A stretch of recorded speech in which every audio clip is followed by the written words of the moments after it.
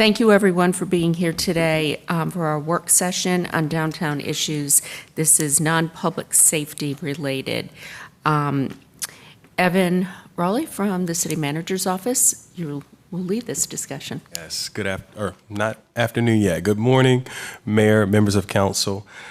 So obviously, we're aware of all the discussions that have taken place among this council, among members of the community, among stakeholders that are vested in the health, safety, welfare of the downtown, and concerned about the myriad issues that we're currently working very hard to address.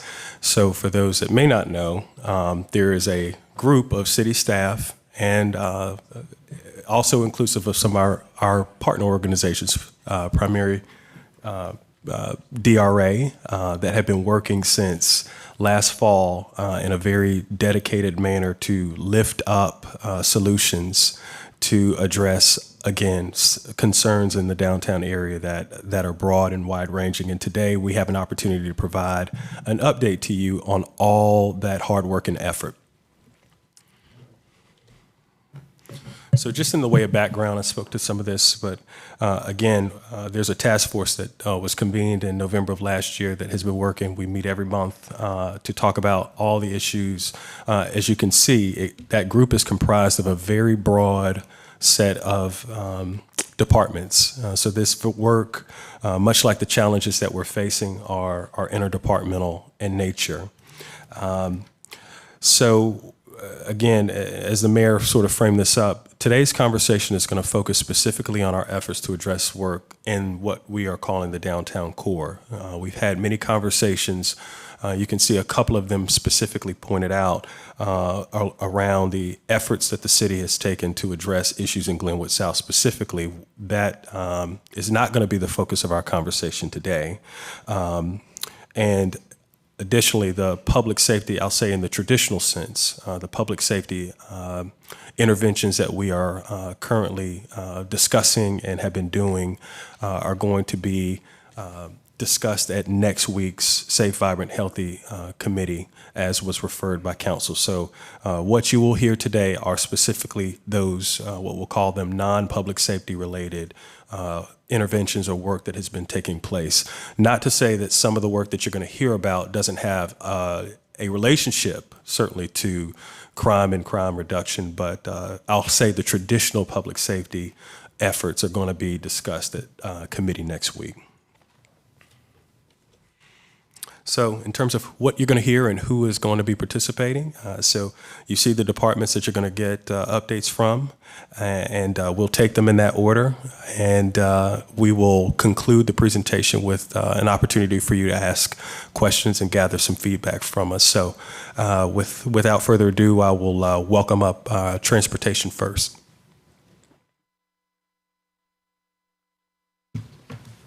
Bring this down. Good morning, Mayor, members of council. Paul Callan, Transportation here. So I'm going to touch on the world of transportation here. Four things I'll kind of be touching on is the parking deck enhancements, the Raleigh station, the downtown lighting that we've been working with Duke Energy and DRA on, and then we'll follow up with our downtown clean team. So touching on the world of parking here, so some of the enhancements we've done in parking here. So we've converted all of our parking decks to LED conversions here. You can kind of see in the picture there in the stairwell is the comparison of the LED, and then you can kind of see the yellow sodium lights there on the right. So basically everything has been converted to what you see like in the stairwell there with the LED lighting there to enhance the brightness there in all of our parking decks. We've expanded our security camera coverage, and wanted to include that RPD has access to those cameras in our parking decks as well. Many of y'all have probably seen the new parking deck equipment with our pinhole cameras. So as you go and pull a spitter ticket, kind of has pinhole cameras on that, and then on our pay on foot stations. So our new parking deck equipment, we're in 4 decks right now, and we're rolling that infrastructure out to our remaining decks there. And then we've got emergency call box installation there in the Moore Square deck. You can see on your far right hand there the picture. So anybody in distress or need can basically hit the emergency button that goes directly to 911. So we're actually doing a second phase of this in the Moore Square parking deck. And we've also expanded our no trespassing signage in our parking decks here. So RPD has the ability to enforce the loitering and no trespassing, after hours on that. Now I'm going to touch on the Go Raleigh station here with transit. So it provides over 700 daily boardings on Go Raleigh buses there. That basically is the hub for all of Wake County. So a lot of people come and go out of our Go Raleigh station. We have limited public restrooms in the downtown. They're open from 6 to 11 p.m.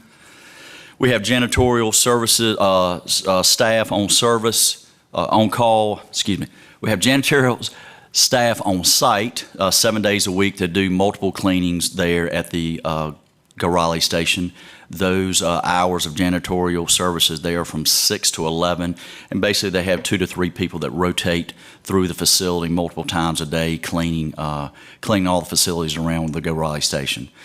Trash is removed multiple times a day, and then there is a monthly power washing that takes place there.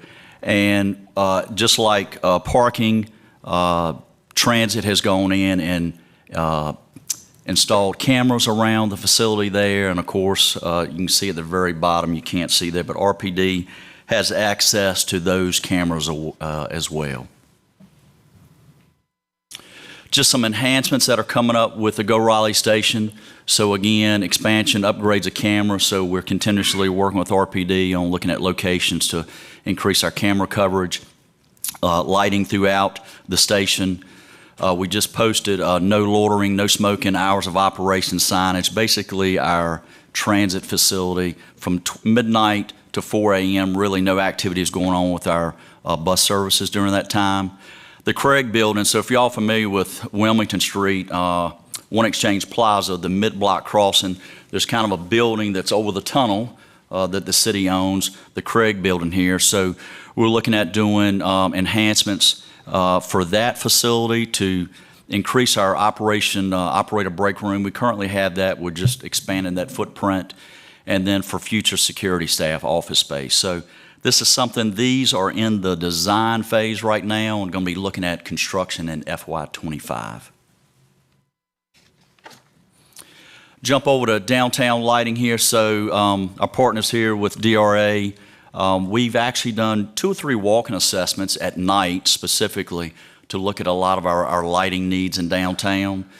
So that's been a joint effort. I want to give really a shout out to multiple departments here. It's been planning and development, RPD, special events, urban forestry, transportation, probably missing some here, but we've gone out 3 times at night and basically identified areas that our urban forestry have gone and kind of trimmed some branches back as much as they can to increase the lighting along the sidewalks. And we're actively working with Duke Energy right now on identifying some enhancements around the Go Raleigh station there, again along Hargett Street. Some of the constraints that we have is just underground utilities in those areas, so it makes it kind of difficult, but we are looking at those enhancements with Duke Energy. So again, active conversations with them. And then 200 block of East Davie, 300 block of Person, and 100 block of Hargett. Again, we've been working with our partners in RPD to identify those needs there around the station and kind of in the core downtown area. Now I'm going to jump over to downtown cleanliness, kind of the downtown team here. So back in 2016, a little bit of history here. Downtown team was created to cover 35 core blocks, kind of in the downtown area, Monday through Friday. Weekend overtime there was what was in place at that time. 2019, we expanded to limit the warehouse district and the Glenwood South services, more than basically doubling our service area. So we went from basically 35 blocks up to 80 blocks for this team to perform maintenance and everyday duties on. So 2022, of course, council's probably aware we increased the MSD funding. The downtown clean team added 4 new positions, and we're now a 7-day a week operation. And then you can't see it on the bottom here, I apologize, but in FY24, the downtown clean team wants to look at, metrics and impacts that they're making on our core downtown, including the Glenwood South area.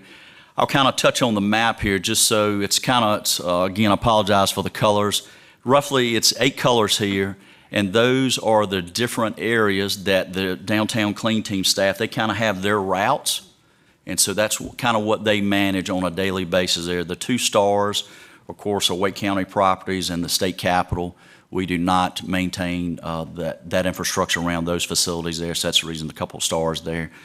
So Downtown Clean Team, of course, is made up of 19 employees, just to give you a couple stats here. And again, I'll kind of come back and reference the map here just in some future slides here. So just kind of wanted to kind of show the footprint of what the Downtown Clean Team is responsible for. So very, very large footprint. Get into some specifics here. They have 8 routes, just like I mentioned on the previous slide with the maps. They cover about 3.5 miles for each kind of colored area there. They work from 6:30 in the morning till 1 daily. Of course, they focus on litter, debris, small graffiti stickers, and hazards. So again, they start early just to kind of beat the rush out here. 7 days a week again, including holidays. Fayetteville Street and Glenwood Avenue is kind of our first priority. So when the clean team comes in, they kind of target the Fayetteville Street and the Glenwood South area again, first priority. And then since June the 1st of this year, they've basically walked about 3,200 miles. So on average, the Downtown Clean Team they walk about 1,000 miles a month. So just to kind of give you an idea. So again, lots of area that they maintain and clean for us. Touch on the power washing. That starts in early April, completes in October. We try to target this during the warm months here. They take care, of course, of all the sidewalks in the 3 plazas, which is the One Exchange Plaza, the Market Plaza, and then the City Plaza down on Fayetteville Street.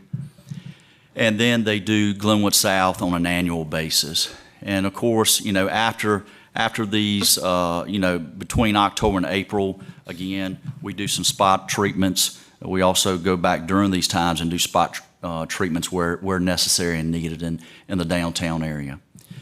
In 2023, again, we would have cleaned 80 blocks of basically power washing in the downtown area, including the Glenwood South.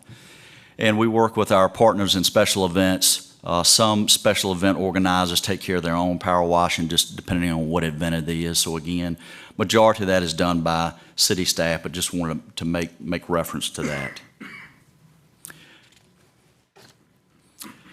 We've got our own biohazard team, so really proud of the team on this. We actually upfitted 2 John Deere Gators, as you can see here in the picture. The team is, of course, trained in biohazard removal and cleanup. Again, everything from bodily fluids to human and animal waste that they're cleaning up. We've got a goal, basically it's a 7-hour response, 7-day-a-week response. It's typically we like to be on site less than an hour when called upon. And then we have a contractor services that we have on an as-needed basis, and they have a less than 4-hour deployment when needed on that. And since June the 1st, again, of this year, 98 biohazard locations have been dealt with and cleaned in the city there. So just want to kind of give you that stat there. And I'm going to kind of touch on this is just kind of the impacts of the summer here, just kind of bulletin highlighting things that the Downtown Clean Team has done. Again, about 3,200 miles have been covered here for the summer of 23. 160 gallons so if you walk around downtown, you'll see a lot of the Downtown Clean Team, they actually have a broom and a dustpan, and they were actually interested. They typically, when they fill the dustpan up, they go dump it in the closest trash can. They kind of want to do a little pilot to see how much trash are they actually picking up. And so they pick up about 160 gallons of trash each day in the core kind of 3-block area. So if you can kind of picture in your mind, Salisbury Street over to Wilmington Street, and then kind of Davie, then up to the Capitol. So that's kind of the focus, but 160 gallons of trash picked up on a daily basis there. Of course, we have a street sweeping operation. We do about 1,300 miles of street sweeping. We do about 25 miles a night, and that's done on 4 nights per week. Again, touched on the 80 blocks of power washing between downtown and Glenwood South. They've had 92 large graffiti removal responses, and again, 98 biohazard removal responses. So again, a lot of work coming out of the transportation team on this. I'm going to touch on just a pilot here. We're actually working with our partners in DRA, looking at some strategic locations. So again, looking at a above ground solid waste collection system here. The team here came up with it called the track zone, which you can see it's trash, recycling, and composting cardboard. So that's something we're going to try to pilot out here, again, above ground operation. So we're working with DRA and looking at, again, a couple strategic locations to place these. The goal of this is basically, if y'all are probably familiar with the 96-gallon large trash cans that line the sidewalks in much of downtown. So the goal would be is to see if we can come up with some innovative ideas and looking at on solid waste collections here. So, and then a little area to the right there of the can here is basically an area we want to look at on maybe storing cardboard, recycling cardboard, because cardboard takes up so much space in our trash cans or in this item here. So again, we want to look at maybe doing a pilot here with DRA. So we're actively working on that. And then we got 16 new sidewalk trash and recycling receptacles to be installed, expanding in our social districts. So I tell people, if you go over to the AT&T building right across the street here on McDowell and Hargett, you'll see kind of one of the modern, sleek designs of the trash and receptacles. So that's what we're going to be rolling out in more locations in downtown. I'm a visual person, so I usually try to tell people this is where you can go see these things here. So it's right across the street. Long-term work. Lots of us, I'll just say DRA, solid waste, transportation, planning and development, urban forestry. Again, many of our partners here in the city and outside the city, we were looking at more of a long-term effort on just solid waste collections in the downtown. So we're trying to re-envision on what that would look like. So more to come on that. And this is something we're really proud of with our Transportation Field Services group. So typically this would permeable pavement. We actually did a pilot down in Glenwood Avenue. That was kind of our first priority that we needed, kind of just some of the hazards that we saw. As many of you are probably aware, a lot of the tree grates, the trees have grown, the grates have basically just bulged out of the ground there. So just creating tripping hazards or whatever. So really proud of the team and looking at some innovative work here. So we did 8 locations down on Glenwood back in earlier this year. They have been very favorable. I've gotten lots of positive feedback from the community and the business owners on that. And again, if you walk right across the street here on Hargett, so between, let's see, McDowell and Blunt, we've actually just installed FlexiPave on both sides of the street. It's kind of brown, gray in color. And again, so we've done 27 locations thus far. This team, the gentleman that you see in the right here, so this is our concrete team. So again, we kind of reallocate resources when we can to kind of pull them off their concrete work duties to install the permeable flexible pavement here. And of course, these will need some vacuuming some during the year with leaves and debris and that type of thing that may fall on this. So again, some maintenance on these. These are roughly about $600 to install versus a tree grate is several thousand. So it just kind of gives you a perspective of, again, trying to be innovative and looking at cost here. Again, our partnership with our Parks and Recs to do any kind of biannual weed control in these here. Sometimes you may see some weeds. So again, we work with our partners in urban forestry on that, Parks and Recs. So that is the end of my presentation in transportation. I'm now going to turn it over to our partners in Parks and Recs. Paul, before you leave, I have a few questions I want to ask, and I don't know if anybody else does. So I'll start by just asking whether, I really appreciate what you're doing with the, trying to be innovative with the cleanup and also the trash collection. Is there any talk about continuing or starting a MOLIC program? I know we tried it before, didn't go so well. Is that part of these discussions? Yes, ma'am. So we are looking at that also. And again, we just kind of wanted to start really with an above ground, to be honest with you, so we could be mobile. And so again, that's kind of the beauty of this pilot with the centralized container system. Hey, if it doesn't work, we can kind of pick it up and move it around. So, but we are having conversations around that as well. Right. The second question I had is there's been discussion over many years now about lighting up the trees on Fayetteville Street to give it a more festive feel, but also a safer feel. Is that being discussed as well? So I'm going to phone a friend on this one. I'm going to look to maybe Zach here in Parks and Rec, 'cause I know he's had a lot more conversations on that. So, and again, I guess I'll just touch. So I've got lots of friends out in the audience, the team here, so I may be leaning on them as well. So, but yeah, I'll let Zach answer that.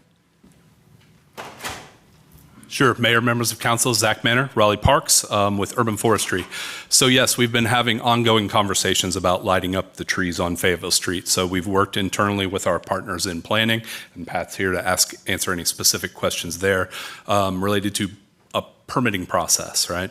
And a pilot project to kind of start with Fayetteville Street. So we're looking at several different things related to the type of lights, how long they're on there, are they similar from tree to tree, is there variability? So we have been in discussions and working with some of our partners with DRA as well on that initiative. Okay, I think that's really important to the business community, and love to see some progress on that. Be very cool. Absolutely. Thank you. And then my third question, you know, going through this, I did not know a lot of this, and I'm wondering if we could maybe set up a meeting with the Downtown Raleigh Alliance and the business owners and residents to discuss what we're doing, so they are aware. Like, they often ask about the schedule for cleaning, and it's like, okay, I don't have those answers, but I think the more information we can share with them, I think it would improve communication and also build trust and relationships. Okay. So, no, glad to do that. I'll just work through the city manager's office on that, but glad to do that. okay, thank you. Councilmember Fort, you said you had a question. I did. Thank you for the presentation, and I see the chief back here, but I know we're not doing public safety today.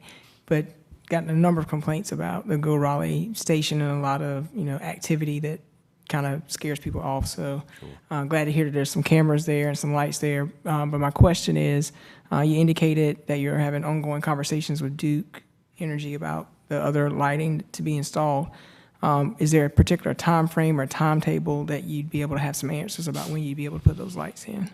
So I'm going to look to Sean here. I'm probably going to say they are doing kind of a deep dive. We talked to Duke about a week and a half ago, so we likely may have some options, I'm going to say, in the next 30 days, couple months. Okay, so maybe 60 days of just looking at some options. And I'll just be totally honest, downtown, the challenge when you're looking at lighting is looking at the existing infrastructure. Can we do anything on the existing infrastructure? And if not, then the challenge has become the utilities underground. That's what Duke has kind of shared with us. So hopefully maybe we can have some updates and maybe options here in the next 60 days.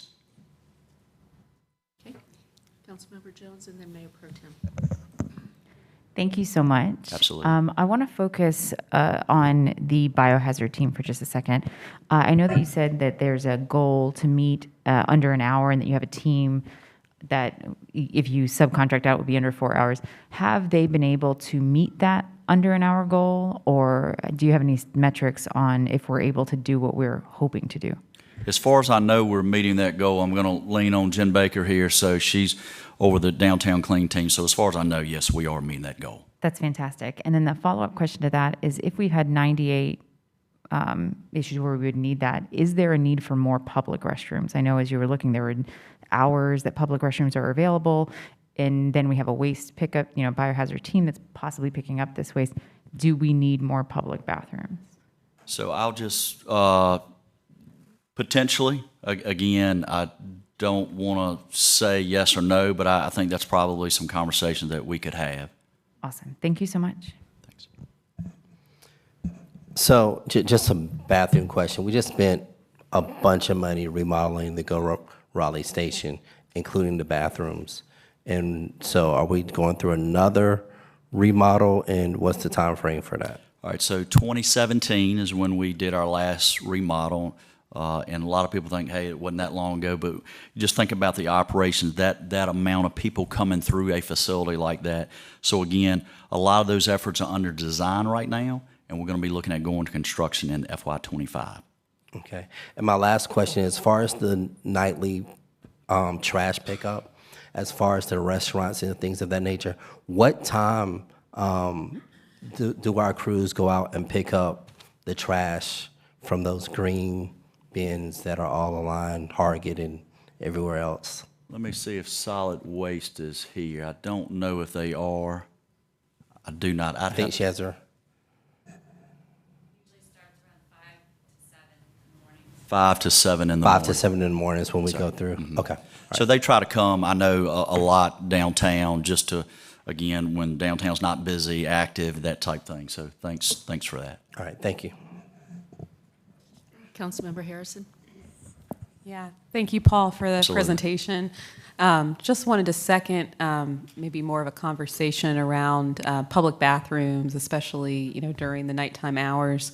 I recognize that there are safety issues for keeping them open in the middle of the night, but I have seen certain types of bathrooms that have a little bit more, I guess, openness to them, so that they're not places where you can go sleep or whatnot. Hide out, yeah. So I'd just be curious to hear some update about those possibilities. Yeah, I've seen them in other countries. I don't know how common that is in the U.S. Okay. Yeah, I look to the city manager. We'll take that for consideration there. Okay. Parks is next. All right, thank y'all. Paul, thank you for that Absolutely. presentation. That Thank was y'all. really informative. Thanks. All right, Zach Manor again, Raleigh Parks. We're going to talk, I'm going to tag team with one of my partners here to talk a little bit about sort of the tree park maintenance and more square activity in the downtown core. So tree maintenance, our goals downtown are to improve safety, clearance, and visibility. As my colleague mentioned previously, it's kind of tough to get around down there, especially when things get busy. So we like to concentrate the tree pruning early morning, typically during the summer hours when it gets lighter earlier. So anywhere from 5 in the morning to 7 or 8 is when we can effectively work downtown and not mess with parking. Gives us a great opportunity to use some of our electric equipment. It makes less noise. We don't have to worry about disturbing the neighbors. So we take a lot of our maintenance guidance from our partners, places that the Downtown Raleigh Alliance identifies, or Raleigh Police, or our friends in transportation, to kind of prioritize the spots we hit. So over the last 4 or 5 months, we hit 68 work orders downtown. So that's things like Fayetteville Street, Hargett Street. And we're pruning for light visibility. So whether it's a sign, whether we can improve some light on the sidewalk, or eliminating dark areas.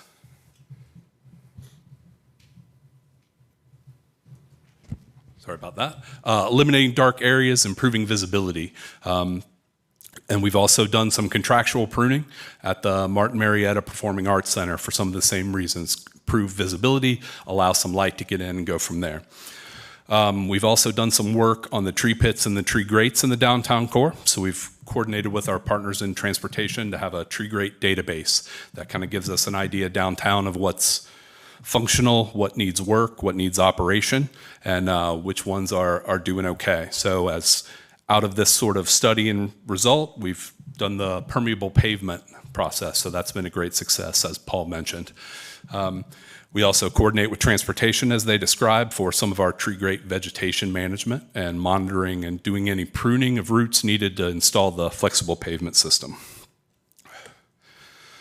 So downtown core park maintenance, we have 12 staff members. So when we think of a downtown core park, that includes Morse Square, Nash Square, the convention center grounds, the A and B parking lots, Red Hat, the Fayetteville Street Plaza, the Performing Arts Center, Fayetteville Street and Marketing Exchange Plaza, as well as the municipal building.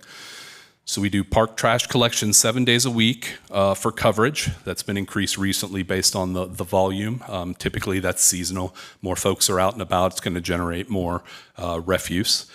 Park maintenance that we do includes the general oversight, vegetation management, cleanup, irrigation, and treatment. We do that 5 days a week, and then some specialization based on events or things that are occurring downtown.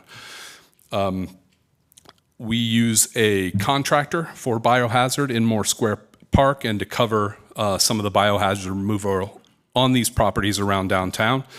About 60% of our costs come from work at Moore Square. We secured that contract, that's 87% at Moore Square. Moore Square Park makes up about 60% of our maintenance costs for those indicated downtown locations. And I'll pass it off to my partner, Troy Burton, to talk a little bit about Moore Square specifically. Hello, good afternoon. I'm Troy Burton. I'm the program manager for Historic Resources and Museums, of which Moore Square Park is a part. And so we were asked to speak specifically about some of the measures we've introduced at Moore Square to respond to concerns with safety, as well as you'll see in a little bit later slide, some recommendations that we think might be worth considering. So when the build-out occurred at Moore Square, we had a certain capacity of cameras in the park that covered view sheds as we understood them at the time. Once the park was open, we determined that there were other areas where we had some exposure in those view sheds, and so we added additional security cameras, primarily to cover the lawn, the cafe building, and our visitor center across the street on Martin. We've also introduced RPD officers acting in off-duty capacities, as well as private security as needed to support special events and programs. And we're currently pursuing a mechanism to provide a level of security daily moving forward at the park. We do work directly with our partners throughout the city, most notably DRA and their ambassador program, to respond to patron concerns in the park. Generally, these are social in nature, where a patron may exhibit distress or otherwise in need of some intervention, and we have the DRA ambassadors to assist our park staff in those instances. We also, as Zach mentioned earlier, we added biohazard service into our daily operations at Moore Square Park, and we also doubled our custodial contract that we manage there to cover a broader swath of the daily activities there at our restrooms.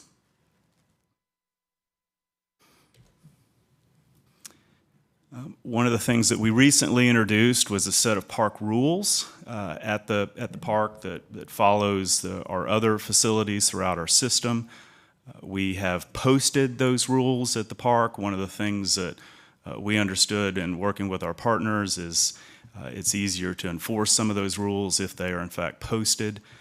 When we set out with Moore Square Park and first reimagined the space, we intentionally chose to minimize some of those signage expressions of intentionality of what you can and can't do. But what we have now found in practice is that maybe some of those goals sounded great as we were thinking about them at the time and designing the space. But then in actually running the park, we discovered for enforcement issues or otherwise behavioral issues, conduct issues, we actually had to have those rules clear and present for everyone to understand. So we have done that in this instance.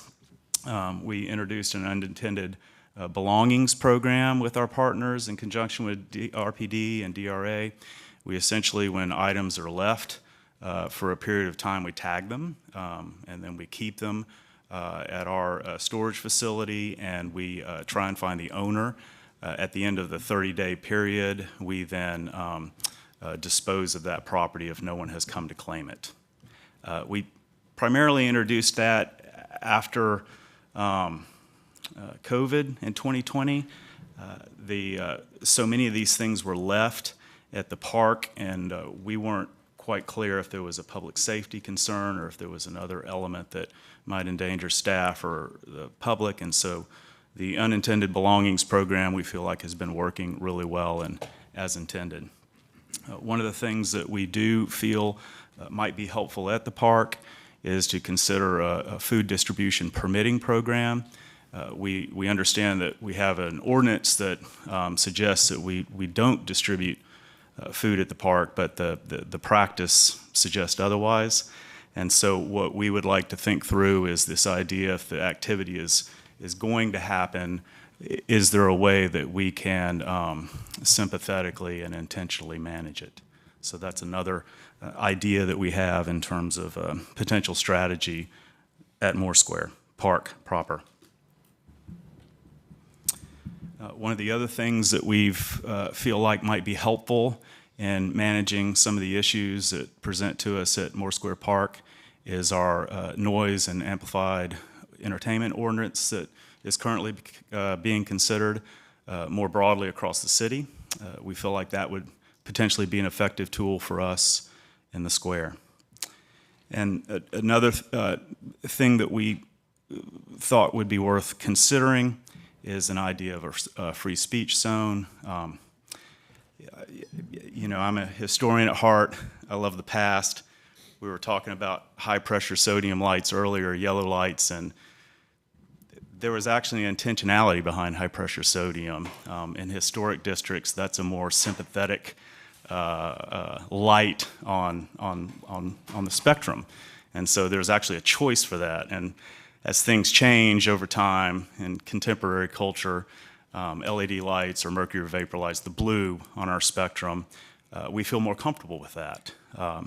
And so similarly, we understand that Moore Square Park has traditionally been an area for the public to express their views, what we in our country consider the right to petition. We understand it, we respect it. We absolutely are in favor of the history and the expression of that. One of the issues we have at the ground level of the park is often these groups are choosing as their space for these activities our fire lanes and entrance and egress zones, and maybe the best way to think about where that practice is occurring on the ground level is at the intersection of intersection of Martin Street and Blunt.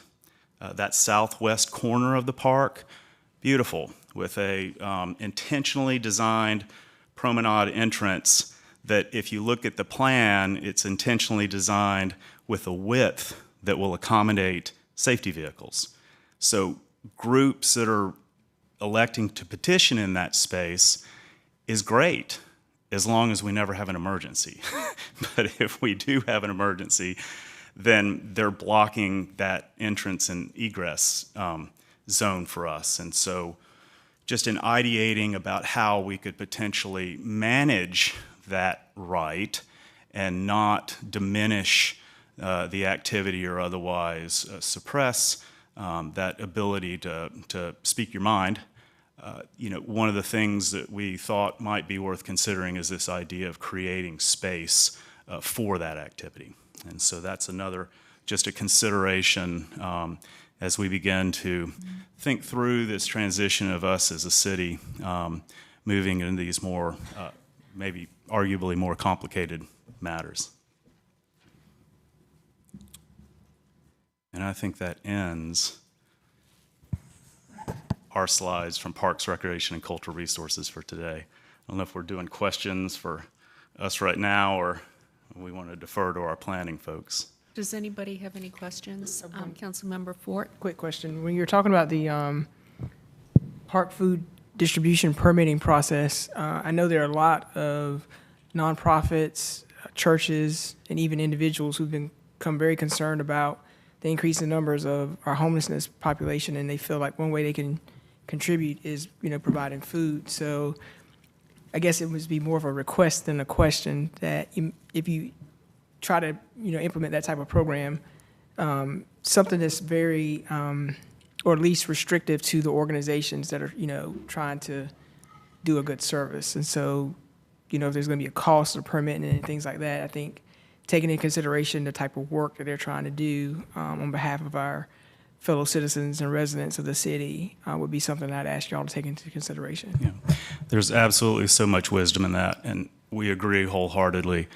One of the realities of COVID was so many of these social safety nets we worked so hard and so intentionally to create when we were designing the park, Oak City Outreach, Interfaith Council. I mean, we could, go on and on. A lot of those organizations suffered more heartily during the COVID pandemic, and so their abilities, their capacities were diminished during that time, and so much of our work in the last couple of years after COVID has been reparative in that way to try and reestablish those relationships. And so at least how staff are considering this permitting process is, from our perspective, it just has more to do with management and less to do with monetizing. We don't have a cost as we've proposed it. We would just like these groups to make us aware when they want to come to Moore Square and use the space, because what we've found over and over again, when this activity is occurring, unbeknownst to us, so much of this byproduct of the act, of the charitable act, there's remnants, and what I mean by that is leftover trash, leftover product, leftover food that wasn't distributed, and then the services get taxed then for us because we then have to clean that up. The other thing we find with these groups and individuals is without any coordination, which is essentially where we are right now, there's duplicity of effort, there's oftentimes competing groups. And what I mean by competing, I don't want you to think that they're at Moore Square Park arm wrestling. It's more about maybe two groups show up unbeknownst to each other at the same time. And so it's not as maybe impactful as what it would be if we were there to at least say, hey, First Presbyterian is going to do a distribution at 1 on Saturday. Interfaith is going to be here at 3 on Saturday. Food Not Bombs is going to be here at 6 on. So we would actually have an ability to help coordinate. Is that helpful? I think that that's a good step, and thank you for explaining that. I've seen in the past where that lack of coordination has caused some major issues. So I think that's very wise. Councilmember Jones and then Councilmember Patton. You mentioned an ordinance that does not allow food distribution. I was wondering if the city attorney, if you can give us an update on that ordinance, just so that I understand what is in there, so we can help to either rectify so we can allow for these programs. And then the second thing, I just want to note, Moore Square before it was renovated was a place where our unhoused residents lived, and there was a large presence before we renovated it. And so I'm wondering, aside from the food distribution programs that we're talking about, what other programs did we as a city look ahead and say, how do we help the people that we are displacing with this? And I'm wondering if you guys thought or had programs that you guys were already working on prior to the food distribution. We did, and that's a great observation. I think, again, I hate to say BC, right? It's sort of before COVID. We worked so hard to create these communications and connections with partners in either the faith-based community or social services community that could offer services for the underhoused or unhoused. And so much of that broke down during COVID. We even had what we called contact cards. And so staff at that time, if they encountered someone in the park that reached out or otherwise exhibited signs of distress, we presented those contact cards, which would give them where those services were available, when and how. That went away with COVID because these organizations were unable to provide that same level of service. And so in some ways, what we're now wrestling with is still so much of that, manifestation of the pandemic, the 100-year pandemic, right? 1918 was Spanish flu, 2020 COVID. Thank you so much for that clarification. I'd love to see how we as a city can work towards what we used to do and do even more than we did before. So I appreciate that. Thank Sure, you. absolutely. Councilmember Jones, I just want to add something to this.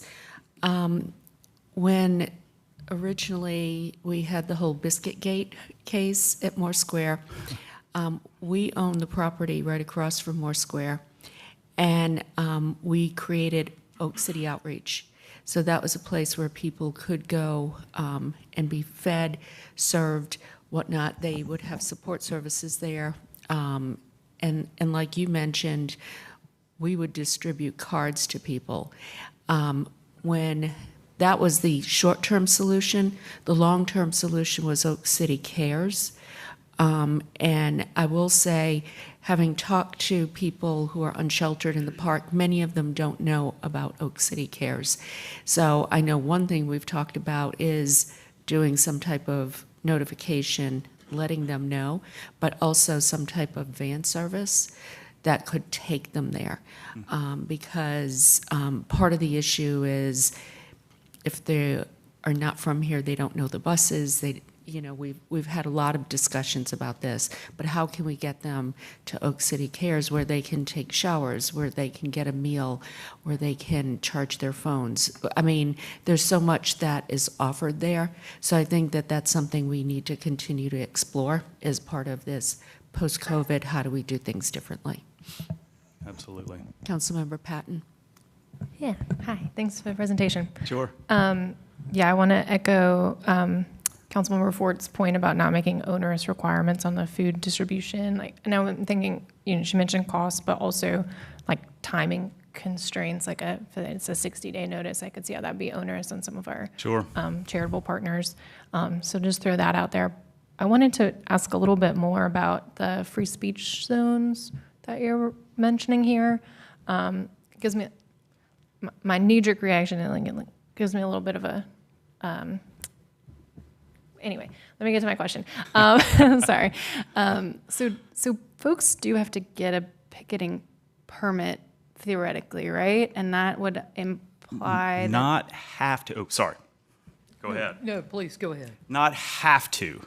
We certainly encourage them to seek a petition permit. Got it. But And- not all groups do. Not all individuals do.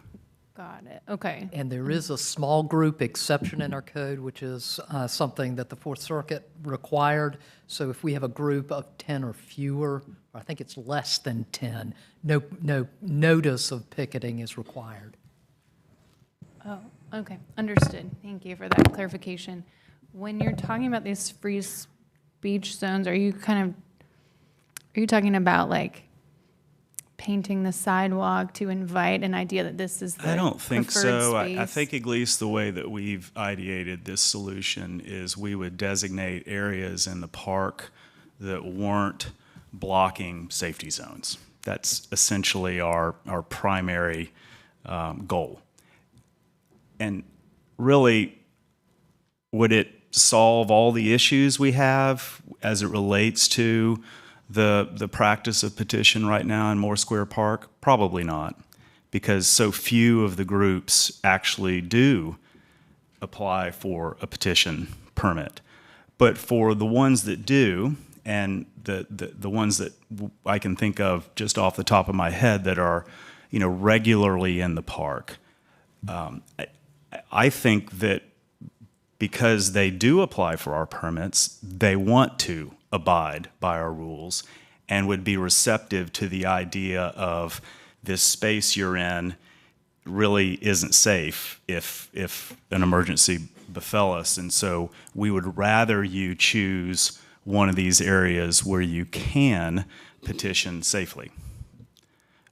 Ultimately, I don't know the legality of such a, solution or the practicality of the solution, I think from our perspective, it's at least worth a conversation. Mayor Pro Tem? Just one brief question, because we talk about food and food distribution, and it's needed. But my other question is, are there any other nonprofits that are coming out there? Or is there a way to even bring some staff from Oak City Cares there to try to let people know other options of help with other needs? Because the food is temporary. Right. So what are some other things or things we're looking at to help these people holistically? Yeah, that's a great observation. I think if, you had told me when I got my degrees in history, or our parks folks got our degrees in parks and recreation, that we actually needed them in social work, we would have said no. But I think the point is accurate. And another piece that I should have put up on the slide here is staff training. And so much of what we're doing now as a staff are speaking to that point of training them about how Moore Square Park is really different in some ways from a traditional park we have in our system, and what are these challenges you might face throughout the course of your work day and work week. And that's an ongoing process. And so I think, I'm not trying to go around your question, but I'm just saying I think for us it sort of starts with that training piece with staff, and then from there understanding where these connections now exist. I know with Oak City Cares for a long time, we didn't have that one-to-one connection after COVID, and now we do. But that's been a fairly recent phenomenon, and so I think we're hopeful that some of those systems, as they come back online, some of these practices that we were trained prior to COVID, now we can begin to utilize again. But it's a delicate issue. Deference and dignity and respect for the individual, and how we engage with them in a park space. It's a continuing learning process, and we don't always get it right. Councilmember Black? Hi, good morning. Hey. Good morning, good afternoon, midday. So to Mayor Pro Tem Branch's point, I was curious because one of the things that I think is really interesting about some of the food distribution is that they are offering possibilities for education, for ways to people who are experiencing homelessness to have resources. So there is a continuum of care that's kind of happening through a mutual aid side that's outside of the city. So I'm just curious, I think I just wanted to make the point that maybe we should possibly be connecting with those people more. I know you mentioned several groups, but I know Food Not Bombs for sure, as well as Milford Masses are out there every week. Mm-hmm. And they also provide literature. So I just think as we're talking about continuums of care and our circular way of helping people, maybe the city should be looking at how we can partner more with those organizations and possibly bringing them more into our community engagement structure and model that we offer. Because I know, and personally, I know that some of those groups have had a hard time with the permitting processes of being out there, and they've had some issues with being told that they can't be there. But one of the questions I had, and excuse me, I was coming from a doctor's appointment. I was listening in on my phone, but I was having some choppy services. So can you talk more about the Moore Square Park rules that are recently have been implemented? So they're similar to the park rules. No camping overnight. Animals must be leashed. No smoking. Can't carry a firearm. Those. And they didn't have those rules already? So we did, but we, and sorry. So when we created Moore Square, when we reimagined Moore Square and we did the construction and we redeveloped the space, we made decision points, obviously like you do in any project, about what you want it to be, what the aesthetic is like, what the sequence happens within the park for guests. And one of the things we decided at the time is we didn't want to post park rules. we felt like that would be too invasive, maybe, that we felt like that the last thing we wanted in the Moore Square Park space was to encounter in your first visit a big sign that says "Thou shalt not." What we found in practice was that in absence of these rules being posted, we couldn't enforce said rules. And so we had to go back to the drawing board and say, even though philosophically this was a nice consideration, and having this space seem less formal, seem less managed, but in practice, we really had to have those to give us the ability to manage these instances as they appear in the park. Interesting. So another question I had was, I didn't see anything about public toilets. Were those mentioned in the presentation? Public what? I'm sorry. Public toilets, like public bathrooms. Oh, downtown? restrooms. Yeah. So we manage restrooms at Moore Square Park. Is there opportunity to do more across the downtown area? Well, it's curious. So I heard the question earlier for our transportation friends as it relates to the Go Raleigh property, if we needed more restrooms as a result of our biohazard program. We actually find in Moore Square Park that our biohazard responses are in the restrooms. So behaviorally, people are just choosing not to use the commode. They would rather use the walls.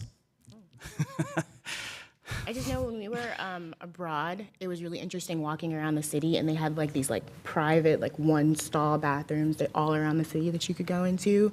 And just with the increase of like our unhoused population so much over the last like couple of years, and a lot of the issues that I think some of these questions are coming from around like the camping and like not wanting to have certain things happen, like also providing opportunity like food and also like, oh, place to use the bathroom. Yeah. Yeah, I think that's a great observation. It's ultimately, in some ways, just sort of what we want to tackle, right? I think in some ways, I've been around long enough in government, actually a product of Wake County government, where they're tasked with social services. And so when we came to the city of Raleigh, I came to the city of Raleigh, so much of what we did, we deferred to Wake County. But now as a municipality, we're wanting to engage these issues more with city services. And so I think, as we move along that path, some of those choices might be more clear to staff, right, insofar as what our priorities are. And they change, and that's okay. But sometimes within that change management, getting there is where the rub is. And Yeah, I understand that. I'm just hoping that like in the thoughts around downtown, we're making it a city or an area that works for all types of people. Sure. And that's just like my thought on it, but yeah. Absolutely, because ultimately the public doesn't care about jurisdiction, right? It's a park. Okay. Manage it. I'm looking at the time and hoping we can get to the next speaker. Sure, sorry. So thank you, Troy. That was very informative. Really appreciate your time. All right, absolutely.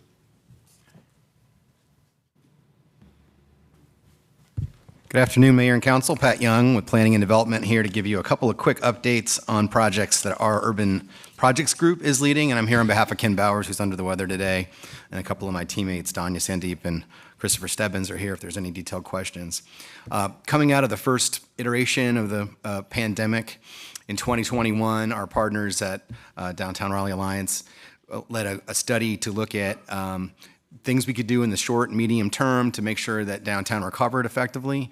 One of those key priorities was helping facilitate the activation of City Plaza down at the end, the southern end of Fayetteville Street, and specifically to help install some shade structures so that could be used more times of the year and comfortably.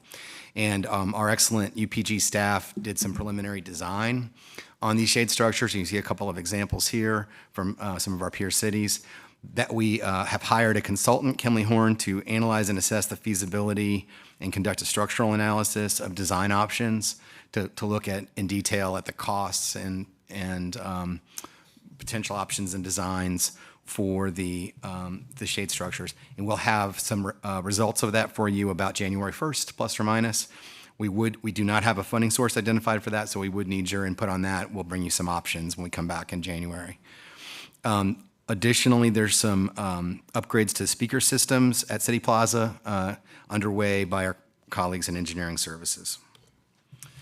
There's some short-term tactical implementation plans, again in partnership with DRA. These include a pickleball court, which you see there in the middle, that should be planned for about 1 month. And then Parks is leading the permanent installations of the pickleball court. And then we're looking to put in what are called lookout tables, which are kind of high-top tables. You see an example there on the slide with some fixed seating.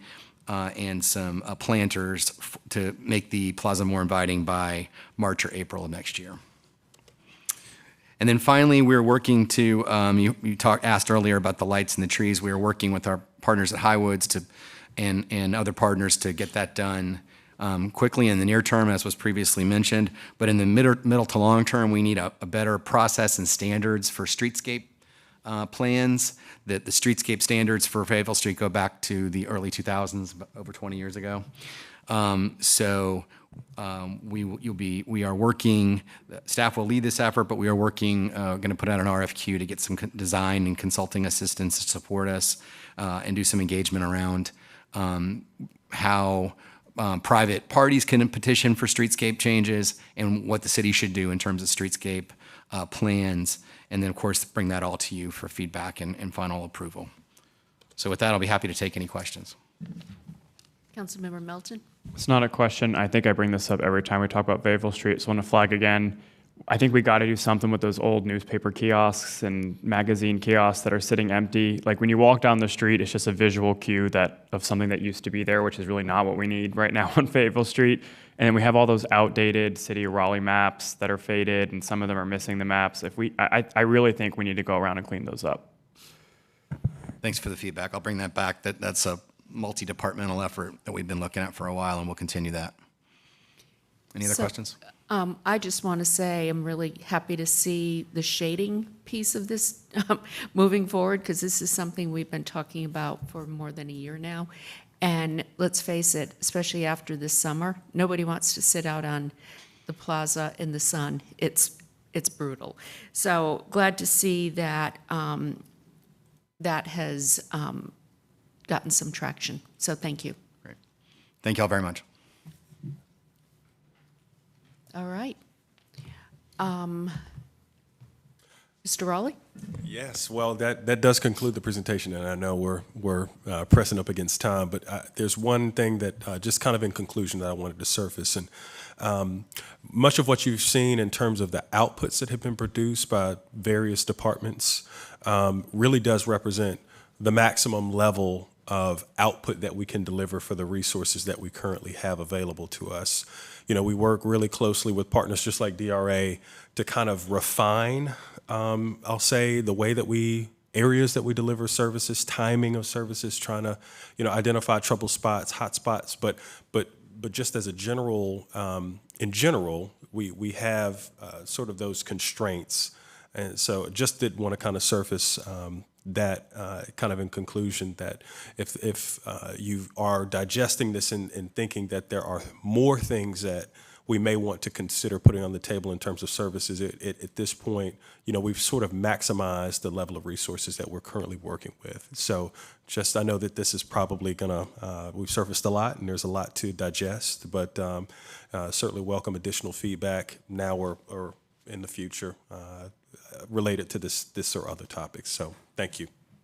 Okay, thank you. I'm going to adjourn the work session, but also we'll start our regular council meeting at 1:10. Give everybody a couple of minutes to grab some lunch and take care of that. So thank you.